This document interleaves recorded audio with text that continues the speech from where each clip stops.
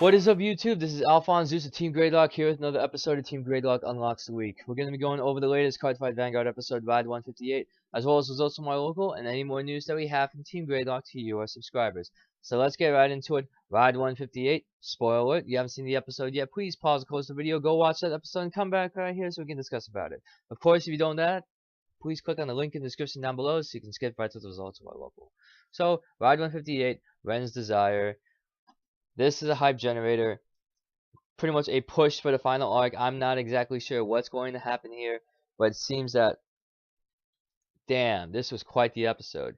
We just concluded the card fight that Aichi had with Korin, and Aichi was able to save Korin from unreversing her, and she becomes pretty tired. And then we see Misaki come in trying to help out. You know, Leon and Aichi both exhausted from their card fights, so it's interesting to see, what's going to happen next, or at least what's in store for both of these card fighters.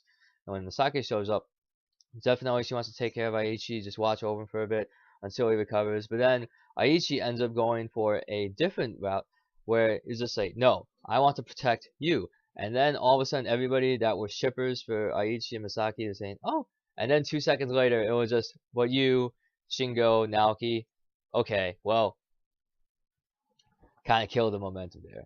So as Aichi just requested Misaki to stay there, and it seems that the reverse fighters, when they came in, now we have to see what we have to do.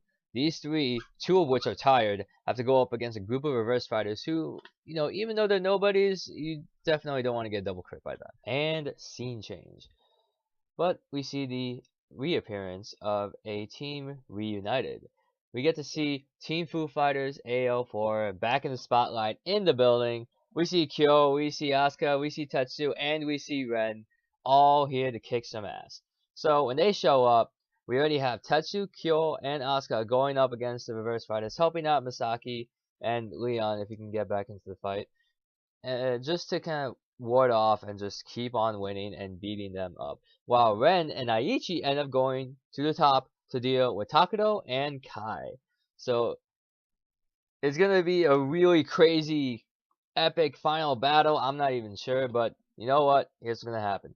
Ren was confident as always. I don't think I've seen him panic or just really be flabbergasted outside of that one time when he went up against Suiko when she was reversed. So as we go up, then we get to see a little bit of a scene with Takudo where he actually melds with the spirit, and so he ends up having a green eye and a yellow eye, kind of just to symbolize that the Takudo that we once knew is no more. But who knows? This is anime. We'll see what happens. Anything melded can be taken apart, even though it's probably going to take a really, really long time. So, as Ren and Aichi ascend to the top, we get to see card fighters from all over the place. We see the people fighting outside. We see the people fighting inside. And we see just Link Joker just slowly but surely just putting that cloud of doom over everything. And it's just really, really bad.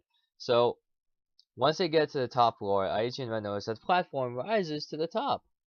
And when they rise to the top, they finally get to confront Takudo and Reverse Kai, the two people that started it all. And so, Aichi goes in to say, I'm gonna fight you, Kai, because I'm gonna win this time. And as he gets close to Kai, Kai just pushes him or just like slaps him out of the way. Aichi goes down, and then all of a sudden, Kai wants to challenge Ren. It's like, oh, here we go, here we go, here we go. Now we get to see a Ren versus Kai rematch. Let's see what's gonna happen now. And so, as they were beginning to fight, Aichi was just watch on the side. I think Takudo said it best to say, like, we'll be spectators to this match. Kind of a polite way of saying, yeah, Kai doesn't watch you. So, we see a rematch of the two original clans from Season 1. We get to see Kagero versus the Shadow Paladins. Oh, when was the last time we saw that? And so far, everything seems a bit normal. We get to see the Revengers from, Ren, although we do see the regular, normal Kagero. No Seal Dragons. It's Dragonic Overlord. And as, the fight progresses, it seems that it's getting really bad. Ren's up by 2 damage to Kai, and trying to see how he can get back into it. And then everything seems a bit normal, although the combos that Ren has been doing with the Blast of Dark and Doran combo has been completely silly. Just, okay, I'm actually gonna Counter Blast 1 instead of 2 next time, especially since they're in the same column. Hits the magic number for 11k Vanguard, so that's awesome. And actually reducing the Counter Blast of a Retire Power unit, that is actually pretty interesting, and that should be a really good way to even just push the Shadow Paladins even further on being very aggressive. So and as the play progresses, Takudo kind of referencing, the world's about to be reborn, about to just, Link Joker's gonna bring in a new era. Although Aichi would bring up, how there's people all over the place, because you don't see just the people inside the building and just outside the building. You actually see some of the other fighters. I think that someone said that those were cameos from Ride to Victory in there, or maybe we see Team SIT Genius taking out people, and we see some other random card fighters that are actually kind of kicking some ass just by showing their grade 3 avatar and just punching or just knocking the reverse fighters over. So there are people resisting outside of the people that are, within the vicinity of the big organizational building. So as the fight progresses on, we get to see Mordred Phantoms. Like, alright, that's cool. But then we see Kai, the same saying that he has when he rode Draconic Overlord, and we get to see him again, and wow, it's total nostalgia just seeing, wow, okay, they're bringing back the old school characters. I like it. I definitely like it. And it's nice to see even just people like Kyo. They're even referencing some of the previous sets, because I see Kyo coming out with Dragger. He reveals Grateful Catapult. Not sure what Tetsu revealed. He probably revealed just regular Amon. Asuka with Ukier, and just it's interesting. I like it. I like it. It's just showing that there is other action besides the stuff occurring at the top of the building. So then we get to see Ren. It's about maybe 4 damage to 2, and so he ends up riding Mordred Phantom, or break riding Mordred Phantom, and the way that the Counter Blast is being used is just saying, like, I'm just gonna unflip the skills and then I can reuse them, so all these Counter Blasts can be used up. It's like Counter Blast, the Superior Call, Blast of Dark Revenger, but of course when you Superior Call Doran, okay, we unflip, and then you get to use the 2 Counter Blasts to retire another unit, and wow, it just want to make sure I can get this right, so I actually have enough Counter Blasts and unflipping in order. And so that was interesting to see. And so Ren managed to get his heal trigger. He's on, 3. And they're just going to clash.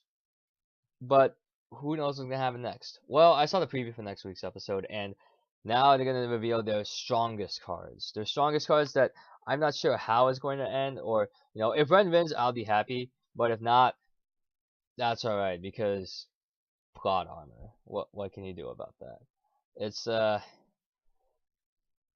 It's something that's inevitable, but it seems like it has to happen because of course there's a discussion that maybe Ren would be reversed so that Asuka can go up against him and she can use a new Ukier cross ride that's not reversed. So it seems like it's gonna be an interesting turn of events either way. Whoever emerges as the victor, I'm not sure. It's gonna be a slobber knocker because I want to see who's gonna get a 6 damage heal trigger or who's gonna get that double trigger to win the game, and that is probably gonna set the pace for the rest of the fights. I'm not sure how many episodes there are left in this season, but you know what? We'll just stay tuned and figure out what's gonna happen. Oh, also during that fight, let's just say Ren started to become his little playful self, as Tetsu mentioned earlier in the when they were card fighting the random reverse fighters. And we get to see a little bit of his Psyqualia side again. Ren confessing how much he wanted to face Kai, how much, this means to him. And it seems like they're having a bromance, even though that it seems like they're both not in the right state of mind, that they're out of I wouldn't say out of the element, but just not themselves. Although that probably can mean the same thing. But I can't wait for the next episode. It's going to be nice. I want to see how Mordred Phantom's cross ride is going to be. and if we get to see the premiere of Dragonic Overlord: The Rebirth. And I want to see what the heck's that's all going to be about. So that's it for this week's episode. If I missed anything or if you want to bring anything up, feel free to comment down below to get a conversation started. And now let's get to the results of our local. Now, of course, I'm in school, so I wasn't able to go to that many locals this week, but I do want to go at least on Fridays and Saturdays. Friday, I actually attended the Friday Night Magic at Friendly Fire, and it was only 4 people. It was standard, unfortunately. I thought it was draft. And I ended up, going 3rd place out of 4, which is not that good, but I got, I had to buy a trial deck in order to even just compete, so just, what, screw it, I'll get a trial deck and just play it out. First round, I went up against, a person who was using mono black, definite, like, control. I think he had devotion, and, he just managed to outplay me because he had the better cards that he could, and the better plays that come with it. Second game, I went up against this person, one of the little kids that, I guess played a white-green beatdown type of thing. I managed to beat him, 2-0. Well, the second one, he had to leave, so he had to give me the win there, and didn't really feel like a win. And then third, match I played, it was against a gentleman who had, Aether control, I think, or green, white, and blue, which is insane. Just, okay, I'm going to control what is going to be exile, what's going to be returns to the hand, I'm going to counter this and all that. It's a very slow-paced deck, but I like control decks like that, so I was, interested. I didn't pull anything good out of the 2 boosters that came with the pack. I'm actually really grateful that Magic's stepping up by making the trial decks have 2 boosters instead of 1, so I thought that was a pretty interesting move there, just to show, I guess, value. So I guess it was alright. I'll probably return there. Hopefully, if there's going to be a draft there, I'll be more than happy to enter. If not, then what can you do? And so we go into Saturday, where Saturday I wasn't there for the Vanguard tournament I game on. Actually, I was there for the Yu-Gi-Oh! Duel Day. And the Duel Day was a very interesting one because we only had 8 people enter. And so that means that all 8 people, as I guess a participatory prize, we got the token. And alright, that token's pretty cool. People are saying it's worth $30, and that's crazy. $30 for a token. So, I went up, it was 3 rounds. I used Perfect Herald. First round, I went up against Fire Fist. First game, I lost because I was too overzealous in guarding for Herald. So, I sent to the graveyard Hyperion, which I should have saved in my hand, so I would have more field control, because I drew in the Christia, I think a turn or 2 later, and that could have really helped me out there because I had more fairies in the graveyard than I did. And then game 2, he manages, overwhelm. I didn't have enough cards in hand. He managed to get his searches done. I wasn't able to get my side deck cards like Mistake and stuff in, because usually when I use Mistake, that's only after I get Herald in, and so I can just get out everything else. So after that, round 2, I went up against a person named Machina Girgia, and this guy, he knew his stuff. He got the special summons, managed to get the Karakuri, going for the OTK, and there was really nothing I could do. I could negate probably 1 chain of it, but I couldn't really negate all of it because I would lose so much of my hand, and Orange Light didn't show up. So really nothing I can do there. But in the 3rd round, they gave me the bye. It's a recurring theme, 1 in 3 every week. But you know what? There's gonna be Vanguard next week, since there's no Yu-Gi-Oh event scheduled for that day, and I'm gonna be so in there, going in with Bermudas just to see how I can deal with the deck. If I can top, that'd be awesome. But there were actually 17 people that attended the Vanguard tournament day, which is awesome. I'm really glad that we're getting a bigger crowd. It's definitely better than getting the 11-12 people than before. So it went up to top 8, and the top 4 turned out to be Josh, Henry, John, and Matt. Matt's one of Joe's friends. So they managed to get top 4. That was pretty awesome to see, Team Gradelock repping it, and one of our friends to kind of top with us as well. It was a really cool feeling just to just know that the members are being consistent, being good, and just topping. And that's awesome. But I wish I can just top 2, but that's hopefully when I kind of get better at just guarding and learning the card advantage and stuff, because there's a lot of stuff that I can still learn about. But I do know that some of the hype coming up for the next few weeks It's gonna be actually next 2 months. Actually, it's gonna be a really big one with the trial decks for Link Joker, uh, Star Invaders. We got Shadow Paladin Revengers. We got the Dimensional Robos of Dimension Police, Die Kaiser, and we're gonna get set 12. And we're gonna see the first batch of reversed units. And this is gonna be absolutely silly. I think that it's gonna be an awesome match. Awesome month for Vanguard, and awesome next month for Vanguard as well.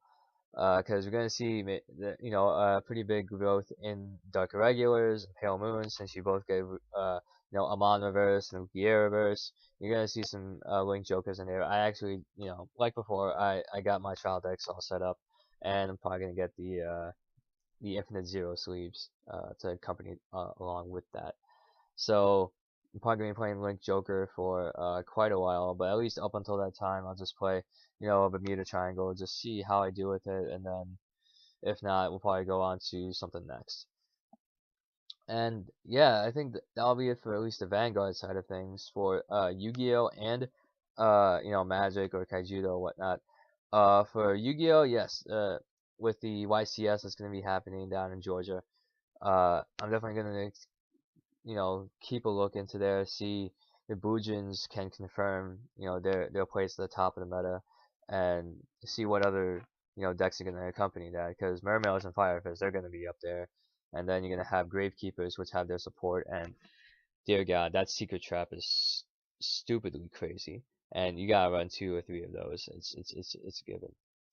And with other secrets that are out, like Downer Magician and Gwen of the Noble Arms, so that's a couple another good cards for that set. I'm just looking forward to the set after, so I can finally get my 3 Angeli, and then I'll get new sleeves for the deck, because I have my Madolce deck just sitting there gathering dust, and just alright, I got everything. I managed to get my Magdalens, all the Messengelados, 2 Queens, and just pretty much finish off that deck. And then I guess from there I can probably take up the Harpies, and because I'm gonna need some rank 7 support, such as Dracosac, Master Blades, and Big Eye. Hopefully Big Eye gets reprinted. So, well, actually he is getting reprinted, so I can pick up that. But the other 2, especially Dracosac, is gonna be pretty hard to get. Well, aside from that, that's pretty much all the news that I have to present for at least now. For the other videos that are gonna be coming up, I'm gonna be editing both. We're gonna having a double trouble of casual series. We're gonna have 2 different people fighting against each other, all 4 different clans. You're gonna be seeing the Pale Moon go up against the Gold Paladins, and then you're gonna be seeing Neo Nectar go up against the Murakumos. So stay tuned for those. I should have both the videos up within today and tomorrow, so just keep an eye out for those 2, because those 2 are going to be pretty interesting. And that is for me. I am AlphonZeus of Team Gradelock. I hope you enjoyed this episode of Team Gradelock Unlocks the Week, and I will see you guys next time.